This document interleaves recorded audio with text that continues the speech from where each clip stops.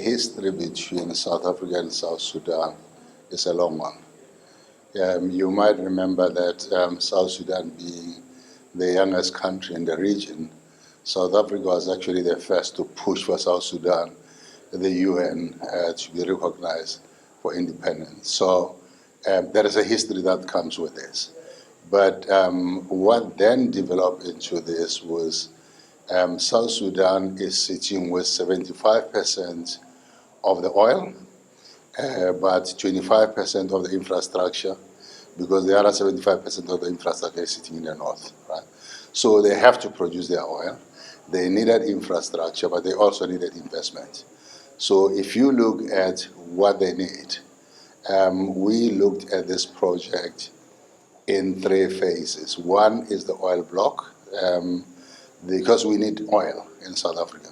We don't have enough reserves, which has been proven.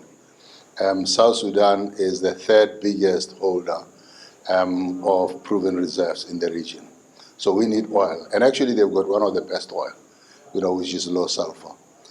So we felt that we need to invest in South Sudan, help them to develop oil and gas, help with energy security, but actually the benefits go both ways. They come here and they go into South Africa.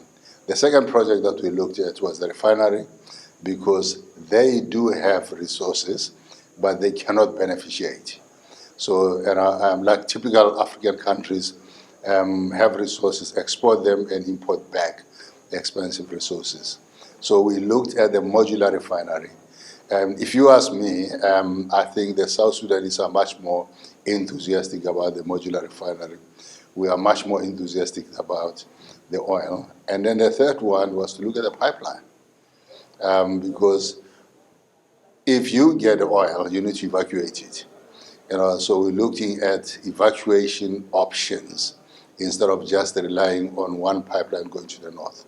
So that's basically the role that I believe South Africa will play, to make sure that they developed their infrastructure, they developed their resources, they are able to beneficiate, and for South Africa then, we actually get the benefit of the oil.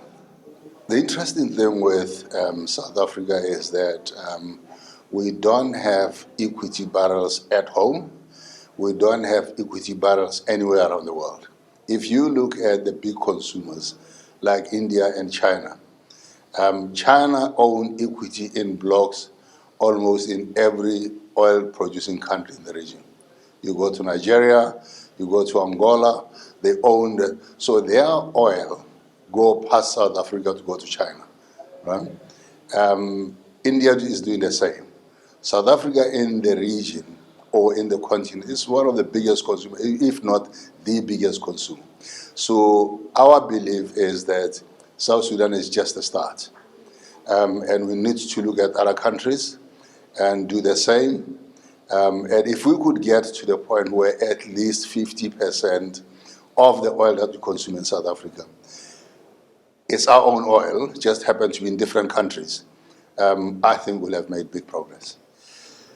I think this is an opportunity for us to meet, actually. This is an opportunity for us to reconnect. As I said earlier, yesterday when I gave my talk, this is the best platform for friends to get together, business people to reconnect. And I think this conference is, you know what it saves me from?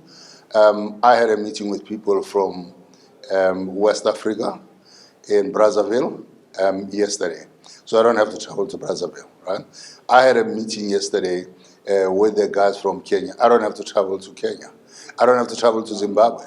So the conference like this actually is bringing like-minded people. And the big agenda that we are driving now is actually inter-trade within Africa. We get a lot of people from the region coming to this conference. And personally, I think we cannot not use such opportunities. We get people from Europe, everywhere around the world, who are owners of technologies, and they come to this conference because they are selling something that you are looking for. So for me, I think conferences like this is an incredibly big platform. Just one, for us to connect. Two, for people to know that we are looking. Three, for us to know what people do have that we don't have. So I would actually encourage that we keep on coming to these conferences to make sure that we get what we want. We actually have got opportunities to make this bigger. This has been coming a long way. In the last 3-4 years, I've seen this grow year by year. And I think people probably just feel a bit nervous now about the North because people still don't differentiate the North and the South. They think it's one country. I had colleagues saying, are you sure you're going to Sudan where there is war? So I think next year will be much bigger. But this is incredibly exciting, actually, for me. Thank you very much.